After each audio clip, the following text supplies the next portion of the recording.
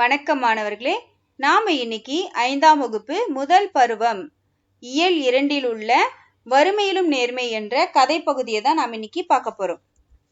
இதுதான் உங்க தமிழ் பாட புத்தகத்தில் உள்ள வறுமையிலும் நேர்மை என்ற கதை பகுதி. இந்த பக்கங்களை தான் நாம பார்க்க போறோம். இந்த கதையின் தலைப்பு போலவே மிகவும் அருமையான கதை பகுதி. சரி, இப்ப நான் இந்த கதையை வாசிக்கிறேன், கேளுங்க.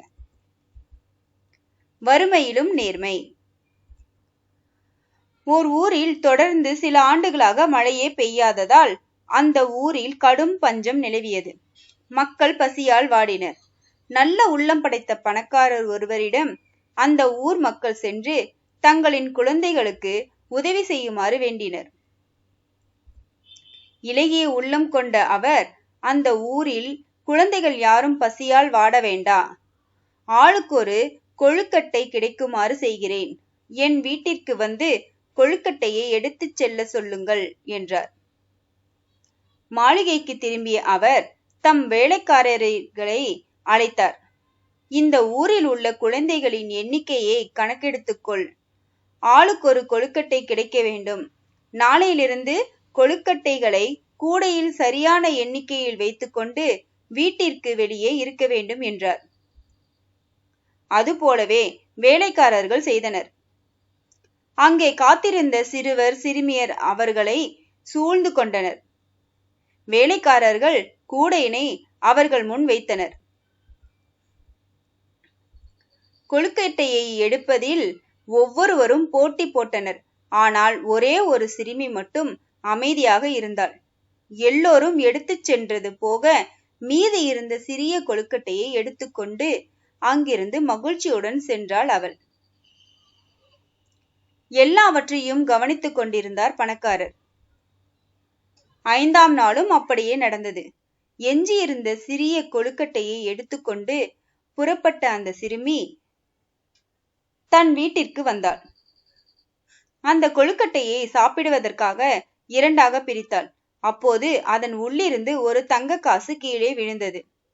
அந்த தங்க காசை தன் தாயிடம் காட்டி, அம்மா, இது என்ன கொழுக்கட்டைக்குள் இருந்தது? இது என்ன என்று பாருங்கள் என்று கூறினாள். அதற்கு அவர், இது தங்க காசு என்று இளவேனிலிடம் கூறிவிட்டு, இது எப்படி கொழுக்கட்டைக்குள் வந்திருக்கும் என்று யோசித்தவாறே, இந்த கொழுக்கட்டையை யார் கொடுத்தார்களோ அவர்களிடமே சென்று கொடுத்துவிடு என்றார். அந்த தங்க காசை எடுத்துக்கொண்டு பணக்காரரின் வீட்டிற்கு வந்தாள் சிறுமி. ஐயா, நான் எடுத்துச் சென்ற கொழுக்கட்டைக்குள் இந்த தங்க காசு இருந்தது, பெற்றுக்கொள்ளுங்கள் என்றாள். மகளே, உன் பெயர் என்ன என கேட்டார் பணக்காரர். தன் பெயர் இளவேனில் என கூறினாள் அந்த சிறுமி. மகளே, உன் பொறுமைக்கும் நற்பண்பிற்கும் நான் அளித்த பரிசே இந்த தங்க காசு. மகிழ்ச்சியுடன் இதை எடுத்துக்கொண்டு வீட்டிற்கு செல் என்றார் பணக்காரர். நன்றி ஐயா என கூறிவிட்டு துள்ளி குதித்தபடி ஓடி வந்து அவள் நடந்ததை தன் தாயிடம் சொன்னாள். அதை கேட்டு அந்த தாயும் மகிழ்ச்சி அடைந்தாள். எவ்வளவு அருமையான கதை பகுதி பார்த்தீங்களா? எப்படிப்பட்ட சூழ்நிலையாக இருந்தாலும் நாம் உண்மையாகவும் நேர்மையாகவும் மட்டுமில்லாம பொறுமையுடனும் நல்ல பண்புடனும் நடந்து கொண்டால் நாம் நம் வாழ்வில் சிறந்து விளங்க முடியும் அப்படின்றதான் நம்ம இந்த கதையில நம்ம தெரிஞ்சுக்கிட்டோம். இத்துடன் வறுமையிலும் நேர்மை என்ற கதை பகுதி முடிவடைந்தது. நன்றி மாணவர்களே.